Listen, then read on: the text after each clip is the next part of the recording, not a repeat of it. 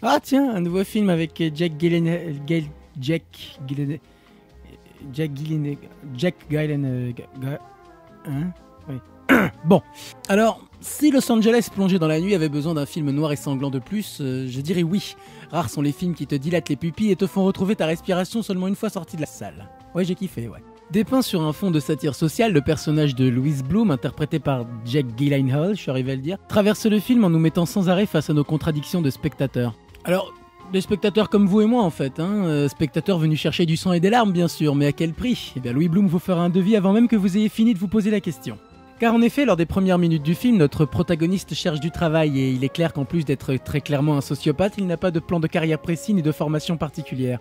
Mais en revanche, il connaît d'instinct le langage commercial qui pourra faire de lui un homme riche. Et à mon sens, c'est là que se glisse la vraie subversion de ce film en fait, car c'est lorsqu'il passe par hasard sur une route où a lieu un accident mortel que Louis Bloom, ayant bien observé les pratiques rudimentaires du métier, va s'improviser caméraman pour le JT de Los Angeles.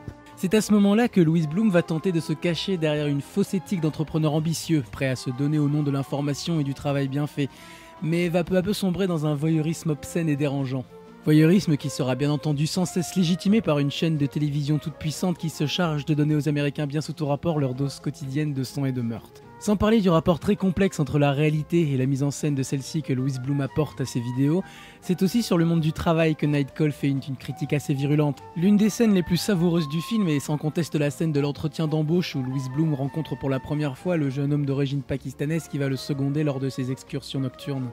On retrouvera alors avec amusement toutes les formules magiques de managers de grandes firmes, celles que tous ceux qui ont connu le monde du travail ont entendues au moins une fois. Et à mon avis, ce film est surtout le produit d'une génération littéralement aliénée par une surabondance d'accès à l'information à travers les médias, et surtout aliénée par cette idée fixe dont le terme me sort par les oreilles, faire le buzz.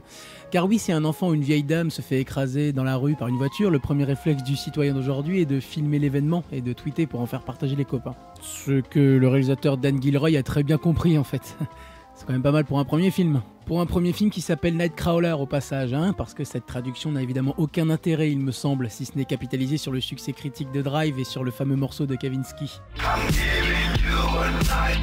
Coupe ça, on l'a trop entendu ce morceau là, c'est bon. Bref, tout ça est rondement mené par le jeu d'acteur de Jack Gyllenhaal, ses yeux d'enfant et sa gueule de gentil boy scout ajoutent à son personnage un aspect difficile à cerner. Pour ne pas dire effrayant. Alors oui, certes, il a maigri pour le rôle, mais bon, comme en ce moment c'est plutôt une mode dans le cinéma américain, on va passer outre. Faisant partie de mes étoiles montantes préférées aux côtés d'acteurs comme Michael Fassbender, son jeu est absolument génial et captivant, et j'espère que le succès de ce film va nous aider à le voir plus souvent dans ce genre de rôle. Bon, maintenant je pense que vous avez compris que j'ai aimé ce film et vous invite donc à éteindre BFM TV et à le voir dans les plus brefs délais. Bonne séance.